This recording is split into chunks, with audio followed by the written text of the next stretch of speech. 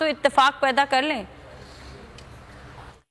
ये है supreme court और उस शेड्यूल को मॉडिफाइड शक्ल में जो कहा कि पहले 5 स्टेप्स पूरे हो गए, छठे स्टेप से आगे बात चलेगी। ठीक, उसके बाद ये कह देना कि नहीं होंगे तो आइन से मुंह मोड़ने की रूगर्दानी है। एब्सोल्युटली आइन से रूगर्दानी है। सुप्रीम कोर्ट के मामलात में आप कानून साजी नहीं कर सकते।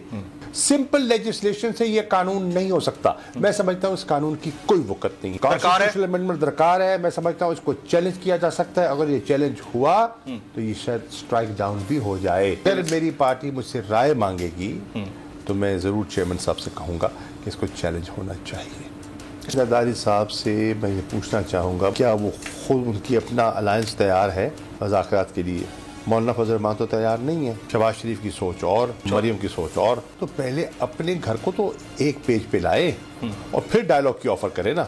ज़ाती तौर पे मैं समझता हूँ अगर आज हम वहाँ हाउस में होते मैं तो इनकी दुर्गत बनाता। पार्टी मुशावरत